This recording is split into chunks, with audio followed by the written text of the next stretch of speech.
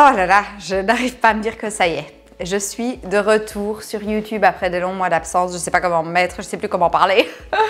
Bref, je suis là pour vous parler de quelque chose de super important, une émotion qui, quand elle nous traverse, elle ravage beaucoup sur son passage, c'est la colère. J'ai été prise d'une colère, d'une rage folle dernièrement. Ça m'a littéralement bouffé de l'intérieur. Je me suis dit comment je vais me sortir de là. Et je l'ai fait en 4 étapes et je me suis dit il faut que je vous les partage.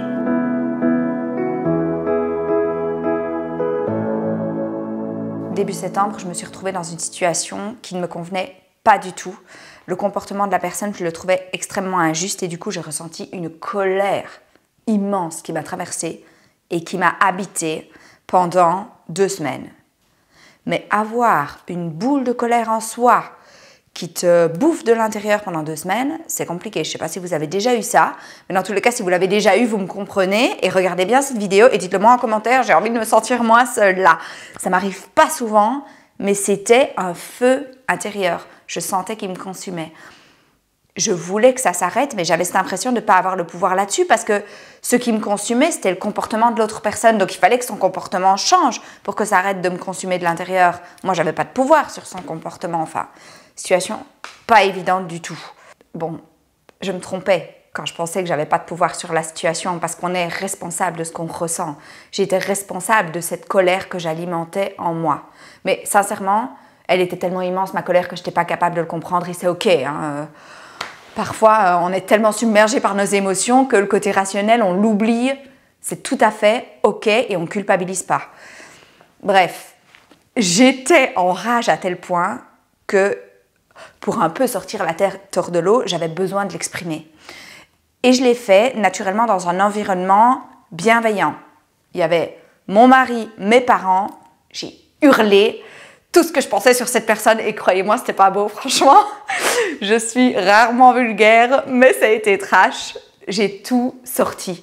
Et après, je me suis sentie vraiment mieux parce que dans des moments comme ça, en fait, se libérer et laisser sortir ce venin qu'on nourrit à l'intérieur de nous, c'est pas beau à voir sur le moment, mais c'est pas grave si on est entouré de personnes bienveillantes qui nous veulent du bien. Et au moins, il est plus en nous, il est à l'extérieur. Donc, déjà, ça a été cette première étape de extraire cette colère de moi à travers les mots, en hurlant, en criant des insanités. Ça m'a fait du bien.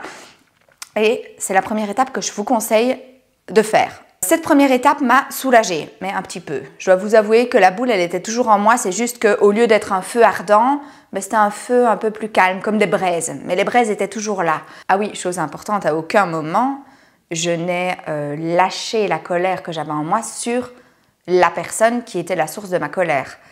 Cette personne n'est au courant de rien. C'est quelque chose que j'ai dealé avec moi-même et c'est important de le spécifier. Bref, pendant cet épisode de colère, mon homme était présent et témoin de la situation et il a eu ce réflexe d'aller sur son téléphone et d'aller regarder des citations sur la colère et il m'en a lu 2. Je vais vous les lire. Voilà, il m'a lu « Rester en colère, c'est comme saisir un charbon ardent avec l'intention de le jeter sur quelqu'un. C'est vous qui vous brûlez. » Et puis il m'a lu « S'accrocher à sa colère, c'est comme boire un poison et attendre que l'autre personne meure. » Et là, je me suis dit, mais c'est tellement vrai. En fait, en nourrissant cette émotion de colère, je suis en train de m'empoisonner de l'intérieur. Et une fois qu'il a eu lu ces citations, je me suis dit, en fait, je suis en train de me rendre littéralement malade. Si ça continue comme ça, si j'entretiens cette émotion pendant super longtemps, je pense que je vais finir par aller chez le médecin parce que ça va pas aller, quoi. Et ça, c'était la deuxième étape. Entendre ces citations, ça m'a permis de prendre de la hauteur et de réaliser « Wow, wow, wow !» En fait, en étant en colère, je me fais du mal à moi, pas à l'autre, à moi. Je suis en train de me tuer à petit feu. J'arrête ça.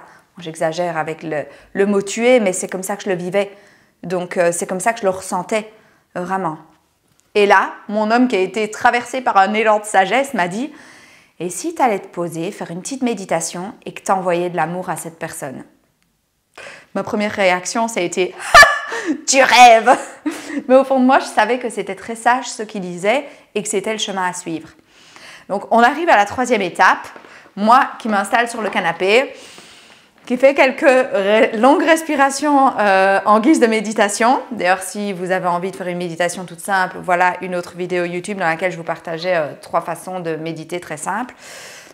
Donc, je fais cette petite méditation et puis j'envoie de l'amour à cette personne. Alors, je l'ai raconté à des amis hier soir. Elles pensaient que j'avais carrément envoyé de l'amour par SMS. C'est pas ça. Je les ai envoyés par la pensée. En fait, c'était juste une relation de moi à elle à travers le monde imaginaire. Donc, j'ai tout simplement essayé de me mettre dans ses baskets et de comprendre ses besoins à cette personne.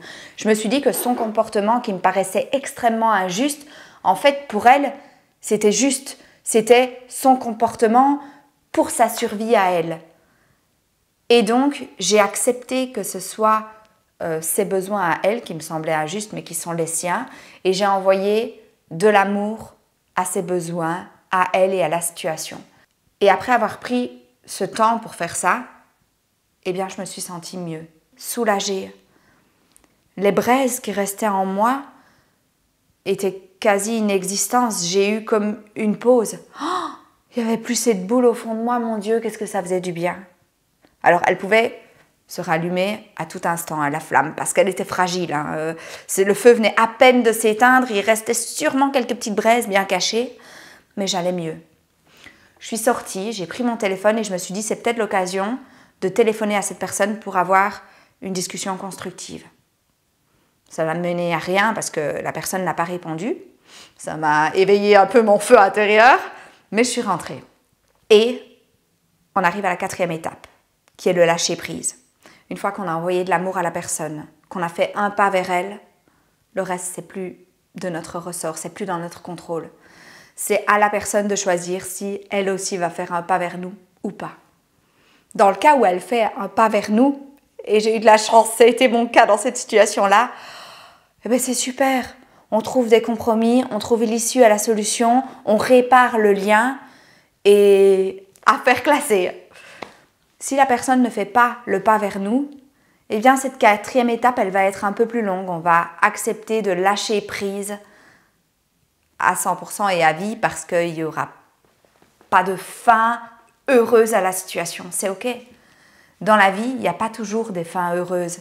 Et ce qui va permettre de bien vivre cette fin qui n'est pas heureuse, c'est nous ce qu'on va nourrir à l'intérieur de nous, en envoyant de l'amour, en mettant de l'acceptation et de la paix sur cette situation conflictuelle qui n'a pas trouvé d'issue.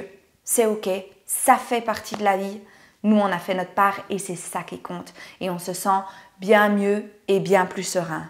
Alors là, je vous le présente en quelques minutes en vidéo. Évidemment, c'est un processus qui prend du temps. Évidemment, il y a des rechutes et la colère réapparaît. C'est OK, c'est OK. Ce qui compte, c'est à chaque fois de se recentrer, de refaire une méditation et d'accepter et de lâcher prise. Et si c'est compliqué de lâcher prise, j'avais réalisé une vidéo sur le lâcher prise avec une formule magique, mais qui, moi, m'aide au quotidien. Je vous invite à aller voir. J'espère que cette vidéo vous aura fait du bien et vous permettra d'être plus serein. Dites-le moi en commentaire. N'hésitez pas à liker et partager. Et on se dit à tout bientôt pour une prochaine vidéo.